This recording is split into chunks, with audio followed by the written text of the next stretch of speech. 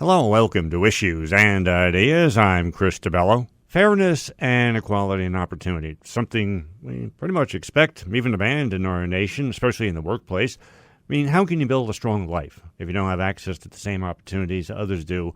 For equality to exist, it has to be more than just simply an idea. It needs to be checked, supported by, facts, data, a couple of good ideas there. Recently, the Trump administration announced that they're doing away with one of those check systems. It's known as EEO-1. The first guest today joins us to explain how this action will impact equal employment opportunities, as well as those whose responsibility it is to ensure them. She's the National Economic Justice Director with Equal Rights Advocates, Seher Khawaja. How are you today, Seher? I'm great. Thanks so much for having me. And learn more about this. Other points of focus of the Equal Rights Advocate organization, equalrights.org is their website. We have that link at our homepage as well. So explain to us, what does the EEO-1 statistic represent? How is it compiled? So just to back up a second, it is the Equal Employment Opportunity Commission, the EEOC's mission to prevent and remedy unlawful employment discrimination and to advance equal employment opportunity, like you said, which is really important for our nation. One way it does this is through the enforcement of well-established laws, like Title VII of the Civil Rights Act. To fulfill this mission, the EEOC back in 1966 put in place the EEO-1 data collection. This requires private employers with 100 or more employees and certain federal contractors to report to the EEOC workforce demographics by gender, race, or ethnicity, and broken down by job category. Prior to this, we had not collected this type of workforce data in the United States. And while it's not something that the public is thinking about every day, it has been in the background for over 60 years doing the critical work of helping the federal government, workers, and employers to identify and address employment discrimination. And in terms of how it's compiled, employers and contractors submit their workforce data directly to the EEOC annually through an established process. The EEOC has access to the data and uses it when it receives charges in issuing reports and identifying problematic industries. It makes the data available to state and local agencies for their enforcement, but otherwise it's not publicly available. That being said, the EEOC does issue kind of aggregate overviews and reports that demonstrate workforce trends. And this decision came about back on July 21st. And by the way, if you listen, EEOC actually does stand for U.S. Equal Employment Opportunity Commission. I stress that word commission because when you hear that word, you probably think of a rather sizable overseeing body of people with expertise and insight and ability to do what's right and do what's fair. If I'm understanding right, the EEOC is consisted of merely 3 people, and the vote to approve this was obviously 2-1 vote. And I was caught off guard by the comments by the chair of the EEOC, Andrea Lucas. She's offering justification, for lack of a better word, of this with the demographic information might actually create discrimination. She's saying that there could be something unconstitutional, at least concerns about whether the data and the collection of it's even constitutional. And the third one was probably totally laughable. It's just too big of a burden to ask businesses to do this anymore. What's your reaction to those? Yeah, so the EEOC leadership is comprised, as you said, but it is an agency with, lawyers and people on the ground who are doing the agency's work, and it has been clearly defunded under the current administration. And so an agency doing a big task with limited resources has really had to rely on this data. Now it has fewer resources, so it's particularly ironic that the agency is trying to eliminate it. Just to take a step back and to talk about what the agency is doing. So the EEOC under the Trump administration is attempting to completely eliminate this data collection along with 5 other data collections, and it's issued what it's called a notice of proposed rulemaking and given the public only 30 days to comment. And it, as you said, in terms of what it's using as a justification, the Trump administration is saying the data collection is unnecessary, that it's overly burdensome for employers and the agency. And they're making this really absurd argument that the data collection is potentially unconstitutional in violation of equal protection, because simply by classifying workers by race and sex, that could be considered a discriminatory act. I think the administration is claiming they want to have a colorblind approach. The problem is that from the inception of this country, America has not been colorblind, nor has it been gender neutral. So we cannot simply proceed by ignoring those facts. I think one thing to keep in mind is that the administration's attempt to limit this data is part of a very comprehensive agenda to dismantle civil rights enforcement and to undercut equal employment opportunity across the board.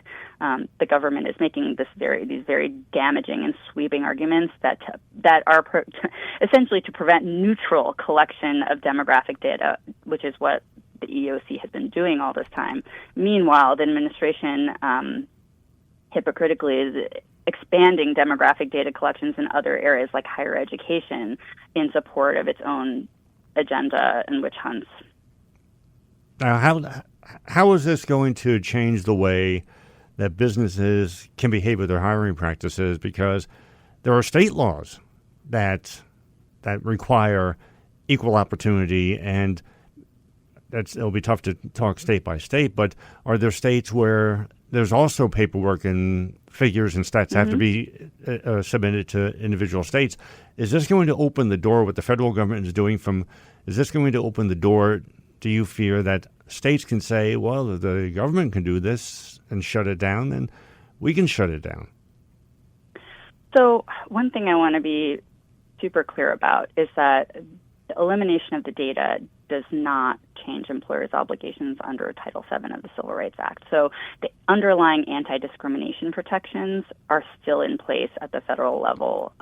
They are unchanged. So workers still have the same rights.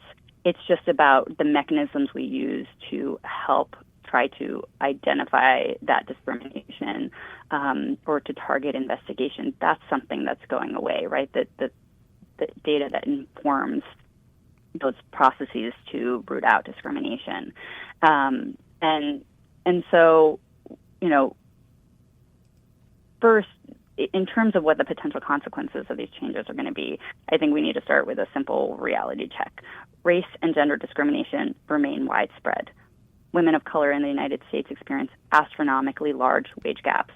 Black women, for example, are paid only 63 cents on the dollar compared to a white man, and that disparity exists, in different numbers across all states. The EEOC, when it created this data collection, recognized a very simple yet important reality: we cannot fix what we cannot see. EEOC data has been useful in showing us that disparities for Black women are due in large part to very purposeful segregation of Black women into lower-paying jobs, both within workplaces and industries. When we get to see that demographic data broken down, we get a better sense of what's happening within our workplaces. Where are people, within a particular industry or a place of work?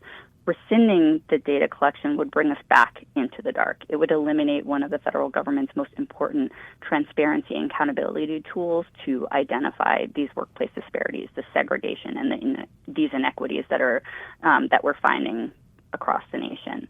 When we get rid of the data, we don't get rid of discrimination. We just hide it and make it much harder to address. But like I said, the underlying obligations of employers to comply with Title VII and to keep records still exists under the law.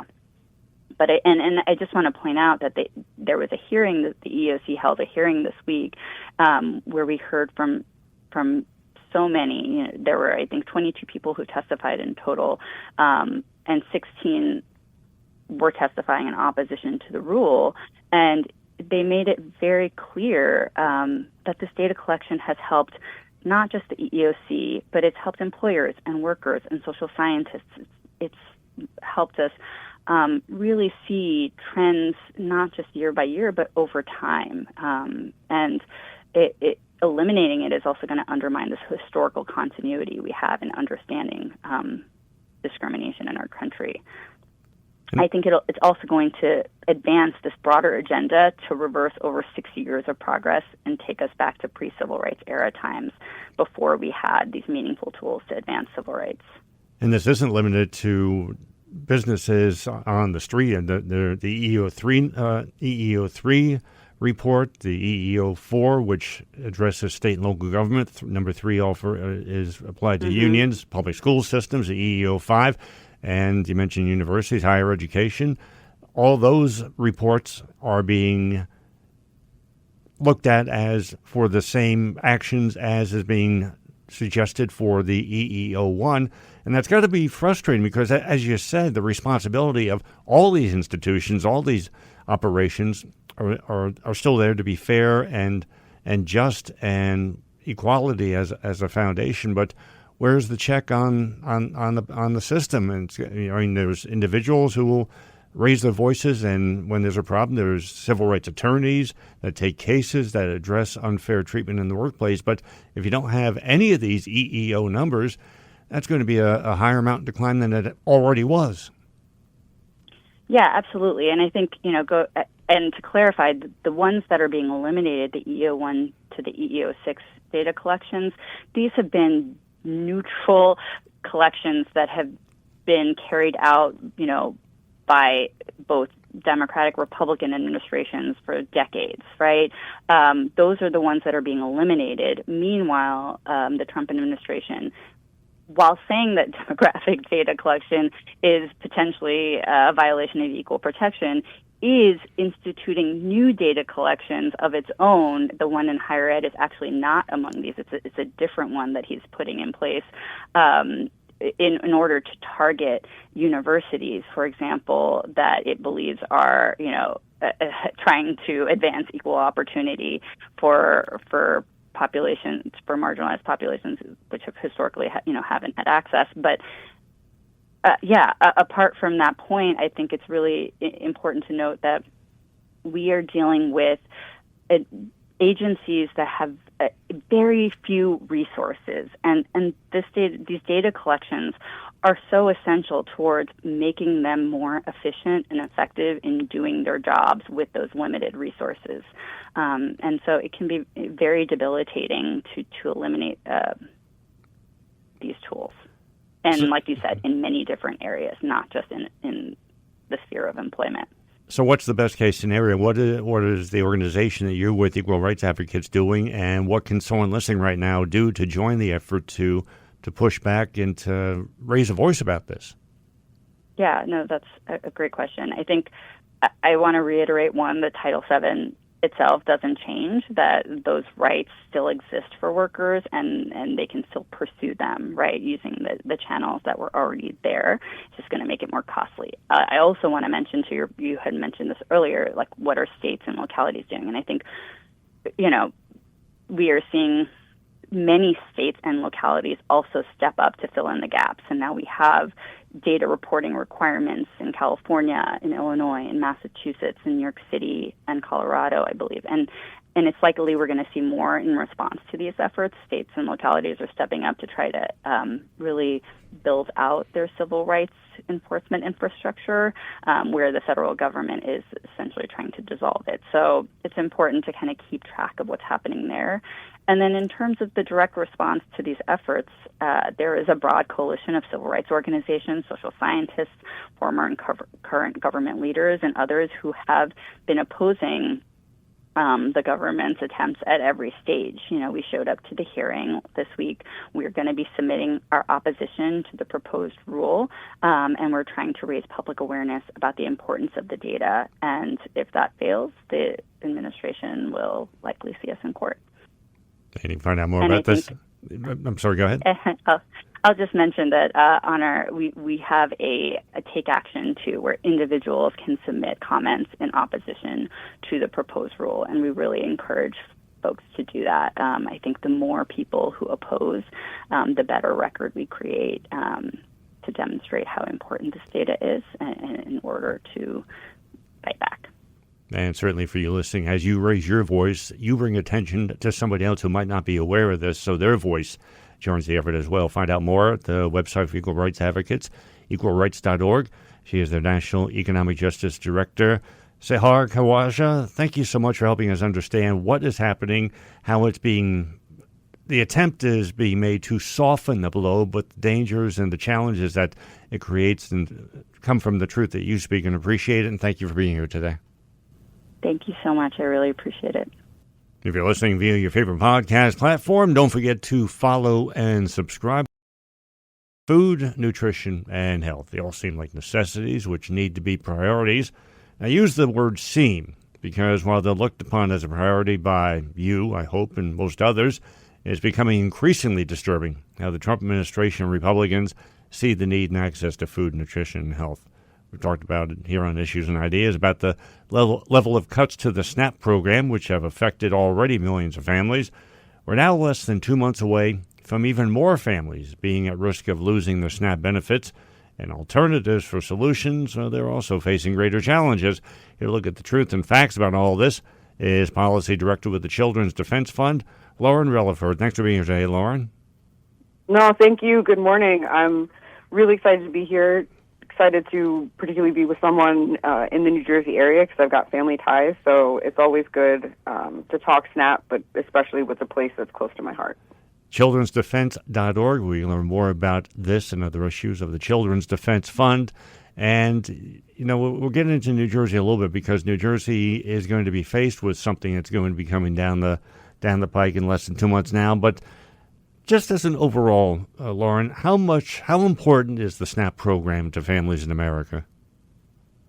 Oh, SNAP is, I can't underestimate the importance of SNAP. I think people just think about it as, okay, people receive money for food, but food is medicine. Food is life, and food is a really important part of how we believed, CDF believes, we build a community so every child can grow up with dignity, hope, and joy. And so there's a lot of folks who rely on SNAP to ensure that their kids have what they need to be who they fully are. Full disclosure, I grew up using SNAP. Actually, before SNAP was SNAP, it was just called food stamps. And I will be very honest, there are times where my brother and I would not have been able to eat had it not been for SNAP. My mother was a full-time student, single mom, taking care of 2 kids. And that was a vital lifeline for us. And so when people say it's a vital lifeline, they're not being hyperbolic. They really mean that this helps them meet a very basic need. And not only is it meeting a basic need, but it's taking the stress off of worrying how to meet that need off of a parent's shoulders so that way they can fully show up, as parents and really connect with their children on different levels as opposed to just focusing on trying to take care of their children. And you use the word helps, too, and that's important for people to realize who aren't aware of the facts and reality about the SNAP program. It's not a monumental amount of money going to each family. It's income-based, needs-based. I mean, there's a whole formula that determines it. But when you get down to what the monthly financial amount of food that's needed is, SNAP is paying off a good part of it, but not the entirety of it in most cases. Right. I mean, you find like some people are making, I think it's like you'll get like an average of, $183 depending on where you are. And so when you think about the benefit and you think about the fact that I think a lot of people think that SNAP pays for like all the groceries. It doesn't, right? It certainly pays a good portion of the cost. But when you think about the rising cost of groceries and the fact that, in certain instances it's only paying a fraction of that disparity between what you can afford and how much things cost starts to really place a burden on the individual. And so folks who were using the benefit were already feeling that strain with the rising, grocery prices. But now they're going to feel it even more because they're not going to have access to this vital service because of a law that was passed last year. And so what we really are seeing is the potential for an explosion of a hunger crisis really in this country. And we're already seeing it, across the board in states that have had to make these really, really massive cuts as a result of the fact that this bill, I just call it HR1. I think people call it one big beautiful bill, but I think that's or one big bad bill. But I think those are cutesy names for something that is really going to cause a crisis in a child's ability to grow up with dignity, hope, and joy. And so when you think about the $187 billion that's been cut over the next decade, we know and we are seeing already that over 1 million children have actually lost access to SNAP since last July. And that is actually only in 22 states with publicly available data or states that have been able to share unpublished data. So that's 1.1 million children that have lost SNAP since July 2025 in 22 states.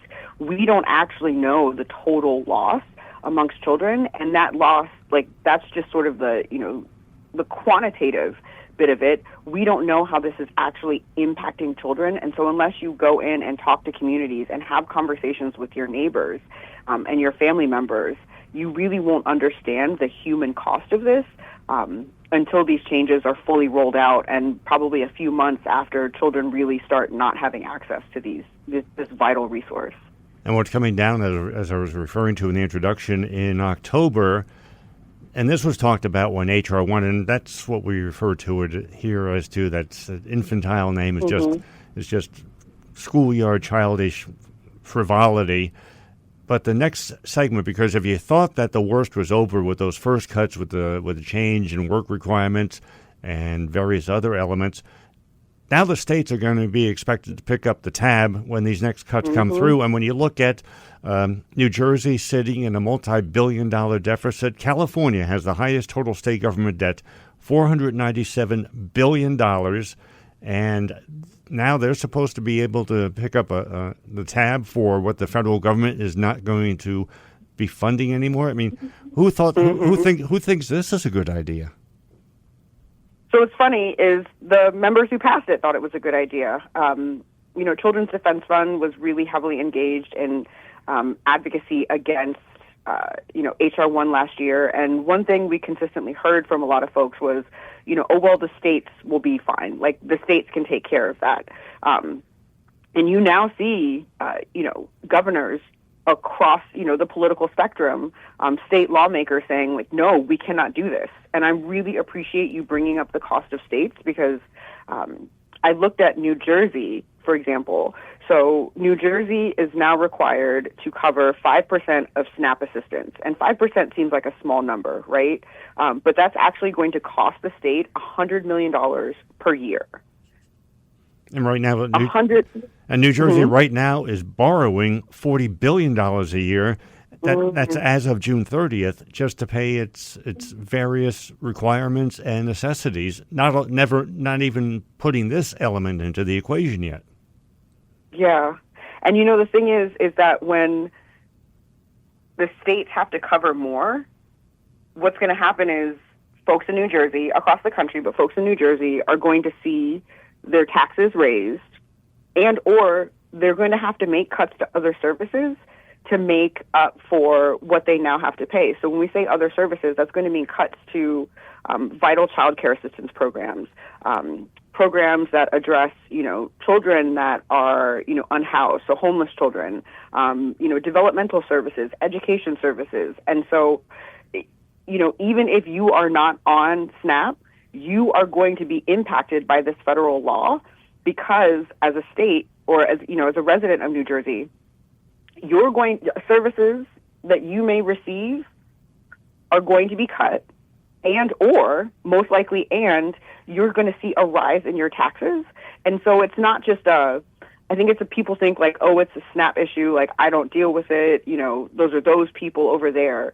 But when something happens to one person, it impacts everyone, right, in some way. And so everyone in the state is going to feel the impact of this on so many different levels. And ultimately, at the end of the day, the people that are going to be hurt the most are the children, because they are innocent in all of this. They cannot vote. To the extent to which we try to get them engaged in advocacy, we certainly do. But we as adults, and this is what we believe at Children's Defense Fund, is that we have a collective responsibility, a moral and ethical responsibility to our children to make decisions that center them in everything we do. And this is a decision that completely decentered the needs of every child in this country, the needs of every child in New Jersey, for the sake of being able to say, oh, we cut XYZ money from the federal deficit. So that's it, when it could have come from, quite frankly, anywhere else, I think. And that's what's also frustrating, is that this was completely unnecessary. And it's going to hurt so many different people, whether you're on the program or not. Lauren Reliford, who is Policy Director with the Children's Defense Fund, childrensdefense.org, their website, and you're listening to Issues and Ideas. You bring up the point, too, that this is going to have a ripple effect, because when people either have their SNAP benefits cut or run short, what are they going to turn to? Food banks, food pantries, which are already under an historic strain. So many who were donators to these facilities are now in need of what these facilities offer. And again, it's just making a challenging problem even worse than it is. And the excuse for all this is that, well, there's rampant fraud in the SNAP program, and we're eliminating the fraud. Tell that to the family who can't feed their kids tonight. Yeah. Well, I think so when it comes to fraud, I don't think anybody, wherever you sit, is okay with fraud. No. I think I think that, so I feel like the fact that fraud is brought up as an argument, it tries to make it seem like there's one side that's very anti-fraud and there's another side that's okay with it. I don't think anyone is okay with it. But I think the approach is completely different. And if you really are concerned with fraud, then cutting a benefit doesn't help. What would help is working with states and local governments to really understand where there are problems with program service delivery, program service implementation, and addressing it that way versus making these large-scale cuts. There's certainly ways to address fraud, and I think everyone wants to do that to ensure that these programs get to the people that deserve them, and that they're fully effective, and that, if you want to be, from a dollars and cents perspective, that, the dollars are spent well. But making these large-scale cuts without engaging with the states and localities and caring about how this is going to impact them is not the way to combat fraud. Ultimately, you're hurting people and using this fraud narrative as a shield for it when that's not the case here. After this, presumably comes to pass, we can always hope that cooler heads and smarter minds will prevail. Is there a concern that the school meals programs are in the target of these same individuals who are promoting these cuts to SNAP? I've heard over the recent months Republican members of Congress, Republican politicians at all state and local levels saying, it's not our job to feed your kids. Yeah. I always have to take a break and a breath when I hear that. Because that, to me, as a member of Congress or as a public servant, that is actually your role. Your role is to help people get what they need to be able to live their best lives. Your role is, especially when it comes to children, to make sure that children have everything that they need to thrive. Your role is to make sure that all young people enjoy regular, nourishing meals and active lives. And to cut food in schools, because that is definitely going to happen. We know that, in particular with this bill, a child losing SNAP access can result in a child missing out on free school meals in two different ways. So first, students in households that are on SNAP are automatically eligible for free school meals. So dropping those children off the SNAP rolls ends their eligibility for such nutrition aid. So that means that the 1.1 million children across the country have already lost access to free school meals, and school is starting soon. And in a lot of cases, in a lot of ways, and again, not to personalize it, that meal at school is probably the only meal that a lot of folks get. Yeah. Sometimes I knew that, the school meal was the most balanced meal, the most full meal that I was going to be able to get. And having a full stomach means that you have a full brain, means that you have an active brain. And so, again, this isn't just about cutting access to food in schools, people aren't thinking about the ripple effects of this. And so, again, if you really care about, say, for example, education, then you also have to care about nutrition, because we know that good nutrition leads to good brain health, leads to good educational outcomes, leads to good lives in the short, medium, and long term for these children. And so now we're going to see children suffering in schools, not just with hunger pains, being unable to focus, being unable to really be themselves, being unable to fully learn. And so it's not just about, okay, this is happening in a food and hunger space. We have to think about how all of these things are interconnected and how this is then impacting children, not just in the homes, but in their schools and their communities. You brought up food pantries. We saw what happened with food pantries during COVID. They were overrun. It was really hard to keep up supply. And we can't assume that, churches and community centers have the resources necessary to always be able to meet the needs of the people around them, right? And so to say that, the food pantries, they'll take care of that, I think is a real abrogation of duty. And it's a real misunderstanding of the reality on the ground, because that's not going to be the case in many areas, especially rural areas. And so I think the assumption was that, the states and everyone else will figure it out, but the states have not figured it out. And we see that in them, emailing and calling and asking Congress to make some changes, to delay some things, to do anything, to pass a law that would put the money back in, because they realize that a disaster is not just coming for our children. A disaster is here. It has arrived, and it's creating just such horror for such a young person who sees the world and sees the possibility, and then they have the world telling them that you don't matter, that you don't deserve, and we're not going to help you. And that's going to do such harm to them and their ability to see themselves as someone who is worthy, deserving, and someone who can make themselves, their families, their communities, and the world. That's important too, and I think better to word it as they're aiming at our kids. They're trying to hurt our kids, and for you listening, if that doesn't bother you, that doesn't anger you, then you need to really stare in the mirror and reassess who you are.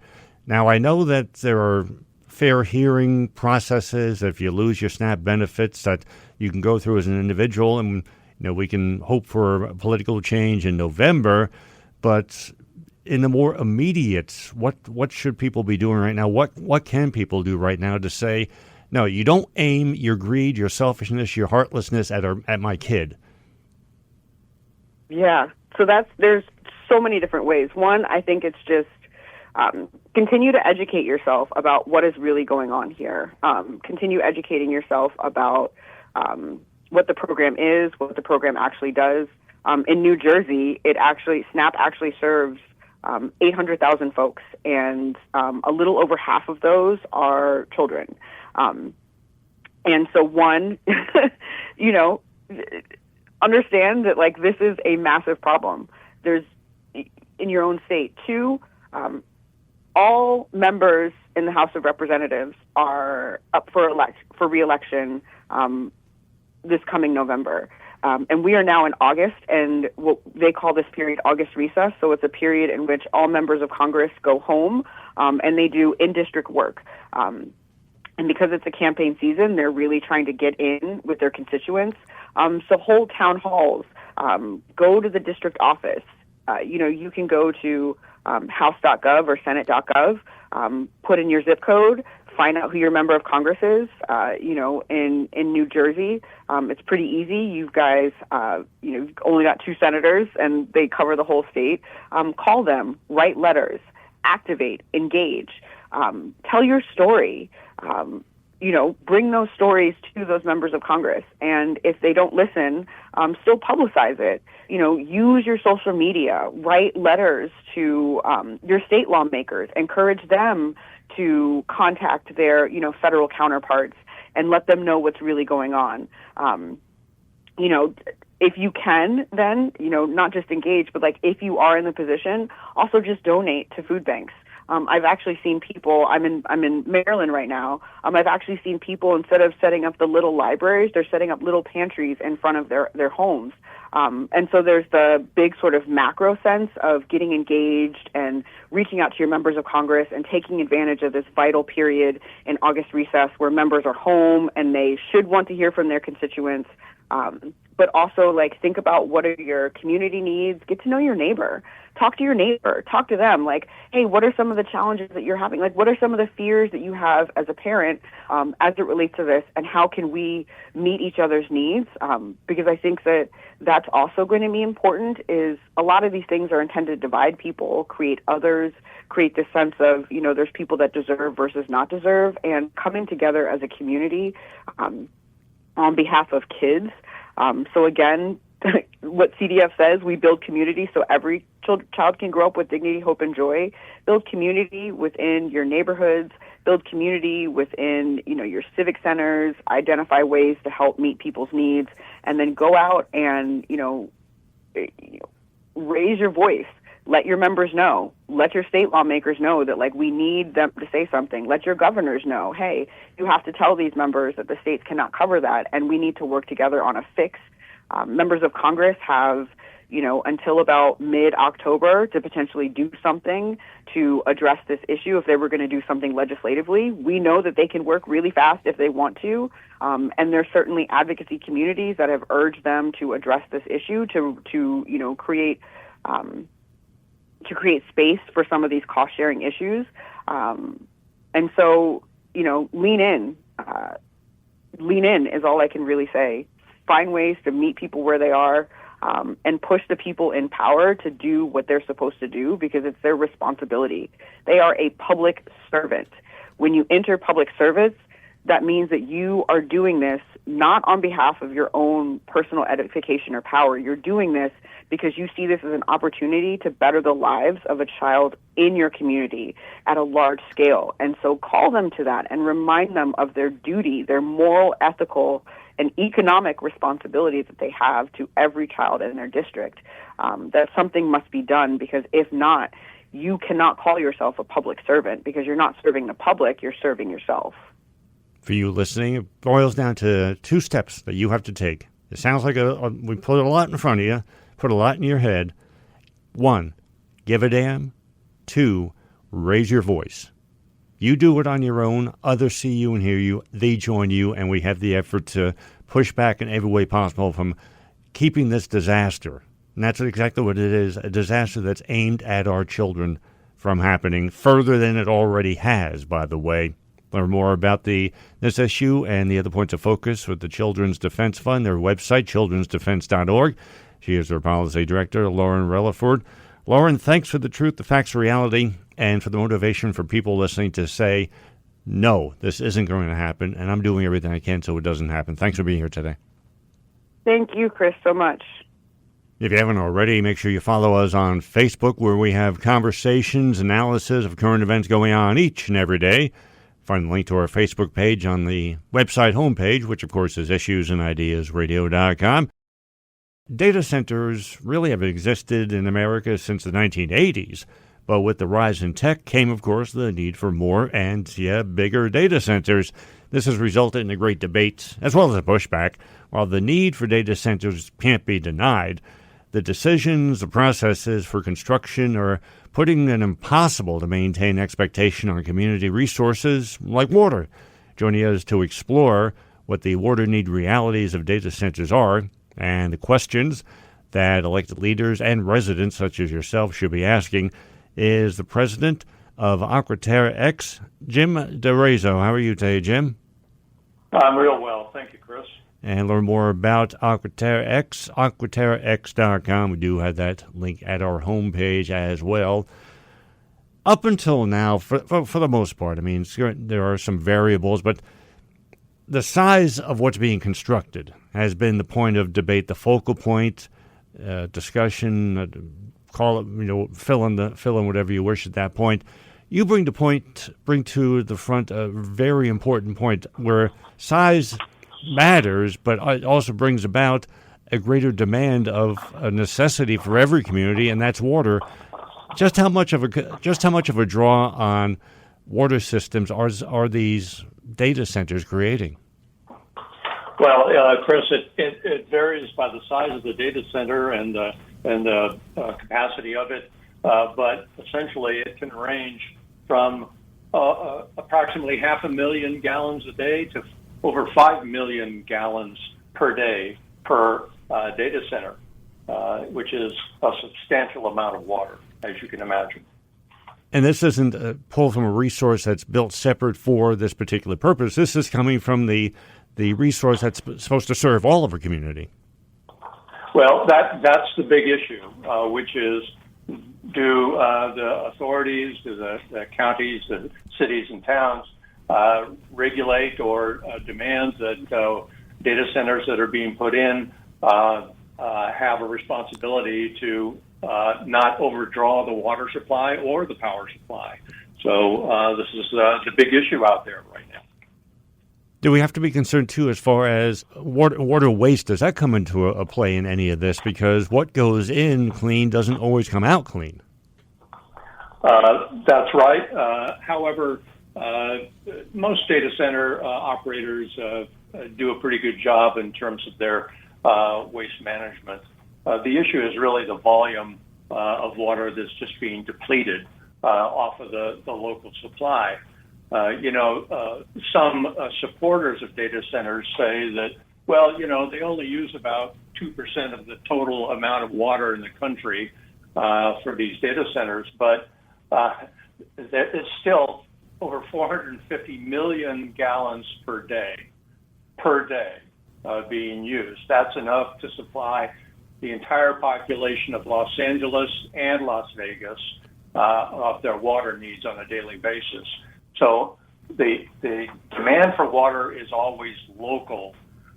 If you put a data center in the middle of an area, how does that affect the local consumption of water and power? Yeah, when you hear a percentage being used, that should be a red flag, because that is often an attempt by someone to hide what is the troubling truth behind the situation. Let's look at the oversight on all of this as far as access to reality, impact, things like that. You would think that we have committees and commissions all throughout Congress that oversee everything that moves and doesn't move.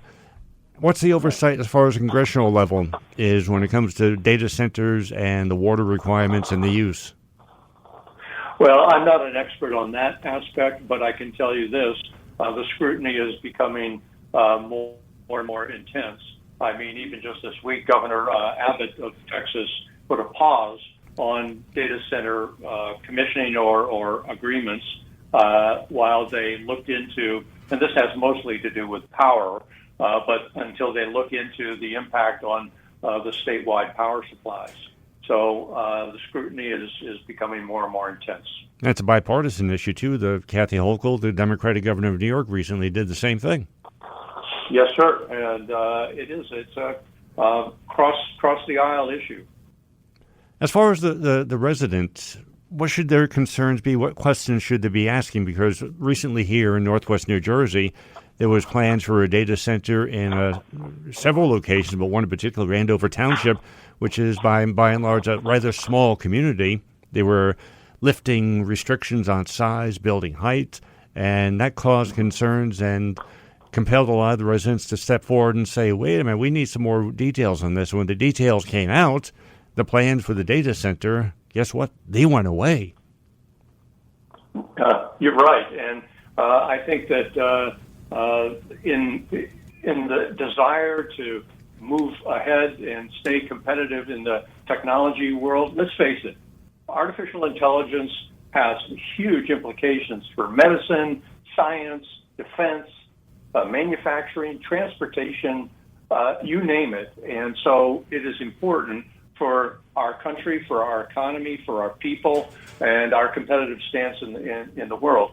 On the other hand, I think up until recently, the expansion of data centers has been sort of unchecked, and not completely, but there needs to be more dialogue between local leaders, the community, and data center infrastructure providers. So I think that's a good thing for us as citizens. Let's face it, one of the things that's occurred recently is that many data center contracts have not been agreed to unless the data center will prove that they are going to either create their own power or add to the power in terms of the usage by the municipality nearby, so that they are not a drain on the overall power situation. And perhaps in the future, the same could be said for water. So with Jim DeBello, who's president of AquaterreX, AquaterreX.com, their website. We'll get more into what they do in a moment, and you are listening to Issues and Ideas. By and large, are people finding out too late what an impact of a data center is going to be, especially on the water situation? I mean, is it to the point now where all of a sudden homeowners and businesses realize that they don't have the water pressure they need to do their business because the data center is now doing a heavy-duty draw? You're right, and I think that there just needs to be more vigilance. We all saw what happened in Fayette County, Georgia, where a data center was starting to draw something like, I think it was 33 million gallons of water through unmetered connections.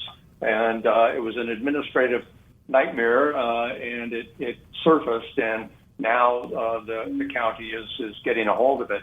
And that's what needs to be done as these data centers are expanding. There are over 4,000 data centers in the United States. That's 40% or so of the total number of data centers on the planet. And they're going to double that number within the next few years. So the draw on power and water is going to be substantial, and there needs to be a dialogue between the citizenry and the data center operators. Is it a sizable difference whether or not the data center is going to draw off of groundwater versus reservoir?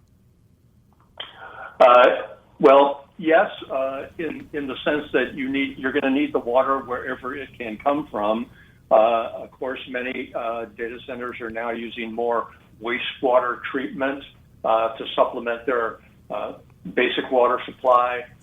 They're trying to use different cooling techniques to reduce the amount of water, because water is primarily used to cool these hot-running computer systems that are packed in these data center warehouses by the thousands, tens of thousands. Talk about what you do with AquaterreX, because that's why I mentioned groundwater. That's sort of your wheelhouse as far as when people have problems finding access to safe and healthy water, that you come in and help them out. That's right, Chris.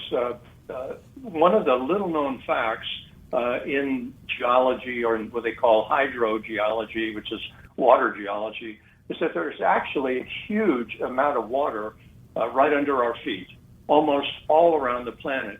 The U.S. National Groundwater Association estimates that there's some 6,000 years of water supply within the upper 2 kilometers of the Earth's crust. Now, that's about within 6,000 to 6,500 feet deep. Well, in the past, that could have been a challenge, but these days, getting water from even that depth is not a technological problem. I mean, after all, they're drilling oil wells 10,000 feet deep on a regular basis. So the water is there. AquaterreX uses 21st century technology to precisely locate that water, how deep it is, how thick the water layers are, and what the estimated flow rates are. So there's a huge ocean of water available to supplement the water that we currently have, and we could help solve that problem for data centers and for cities and farms and other municipalities around the world. You can find out more at AquaterreX.com. We have the link over to the homepage as well. He is the president of AquaterreX, Jim DeBello. Jim, thanks for giving us a better understanding and the motivation to ask the right questions so we don't get a nasty surprise after the fact. Instead, we can prevent the bad stuff from happening. Thanks for being here today. You're very welcome, Chris. Thank you. You remember the TV show Cheers, right? The place where everyone knows your name. When we pray, we end by saying, in Jesus' name, amen. Well, it's obviously important to pray in his name and to his name. Unless you fully know the names of Jesus, you can't fully know Jesus. And no, I didn't misspeak. I correctly said the names of Jesus. You see, throughout the Bible, it's revealed that Jesus has over 150 names. Well, we can't spend time on all of them today. I hope that the names of Jesus that I do share with you will move you to spend more time studying and growing in understanding of the others. So let's start with the hopefully already known and move forward from there. His name was foretelling of his destiny, which we read about in Matthew chapter 1, verse 21, with the angel of the Lord explaining to Joseph what was about to unfold. And she, meaning Mary, will bring forth the Son, and you shall call his name Jesus, for he will save his people from their sins. This tells us that Jesus was coming to give salvation to all who come to him. Now, I hope you know that Christ isn't the last name of Jesus. It's, in effect, his title, as in the Christ, which in this instance means Messiah. Let's look at something major, which unfolds. This is in the 16th chapter of Matthew. Jesus asks his disciples who others say he is, and they respond, starting in verse 14. So they said, some say John the Baptist, some Elijah, and others Jeremiah or one of the prophets. He said to them, but who do you say that I am? Simon Peter answered and said, you are the Christ, the Son of the living God. Jesus answered and said to him, blessed are you, Simon Bar-Jonah, for flesh and blood has not revealed this to you, but my Father who is in heaven. And I also say to you that you are Peter, and on this rock I will build my church, and the gates of Hades shall not prevail against it. Now, I hope you caught how, for knowing the truth, Simon Peter received blessings and praise from Jesus for knowing his name. Isn't that where you want to be in the eyes of Jesus? Jesus is the Word. To know Jesus is to know the Word. Knowing the Word is knowing Jesus. Book of John starts with this truth in the very first verse of the very first chapter. In the beginning was the Word, and the Word was with God, and the Word was God. All throughout the Old Testament, lambs, the blood of the lamb, are prominent for both sacrifice and salvation. In the New Testament, Jesus is revealed to be the Lamb who offers himself up for sacrifice so that we can receive salvation. This is why John the Baptist cried out this in John chapter 1, verse 29. The next day John saw Jesus coming toward him and said, behold, the Lamb of God who takes away the sin of the world. In an earthly way, we think of a lamb as being a small, meek animal. Hardly. As the Old Testament establishes the power of the Lamb and its blood, Revelation chapter 5, verse 6 confirms how Jesus is the powerful Lamb who is the only worthy. And I looked, and behold, in the midst of the throne and of the four living creatures, and in the midst of the elders stood a lamb, as though it had been slain, having 7 horns and 7 eyes, which are the 7 spirits of God sent out into all the earth. That imagery of the 7 horns, 7 eyes, that tells how Jesus possesses all knowledge and all power. Bible prophecy, that affords us the insight into the works of Jesus even before he assumed the form of a man. We find this in Isaiah chapter 9, verse 6. For unto us a child is born, unto us a son is given, and the government will be upon his shoulders, and his name will be called Wonderful, Counselor, Mighty God, Everlasting Father, Prince of Peace. Those lacking an understanding of the love of Jesus will see worshiping him as really a one-sided situation. The reality is very different and is revealed to us in 2 other names of Jesus, which we find in Revelation chapter 19, verse 11. Now I saw heaven opened, and behold, a white horse, and he who sat on him was called Faithful and True, and in righteousness he judges and makes war.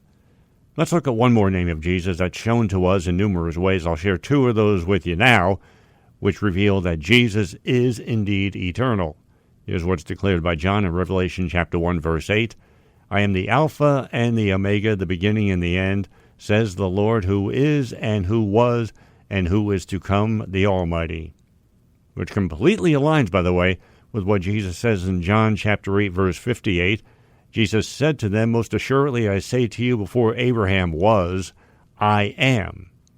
And those words connect the Son with the Father, who said to Moses in Exodus chapter 3, verses 13 and 14, And Moses said to God, Indeed, when I come to the children of Israel and say to them, The God of your father has sent me to you, and they say to me, Well, what is his name? What shall I say to them? And God said to Moses, I am who I am. And he said, Thus you shall say to the children of Israel, I am has sent me to you. As I hope I've proven to you today, Jesus wants you to know him, and he certainly provided you with more than enough ways to do that when you know his names. Be sure to check out our website, issuesandideasradio.com. We have more information about the guests who joined us here on the show today. Information, entertainment, video, audio. It's all found at issuesandideasradio.com. And if you've been listening to us via your favorite podcast platform, make sure you follow and subscribe. Always grateful that you come along for the ride each and every time. Look forward to being with you right here this time next week for our next edition of Issues and Ideas.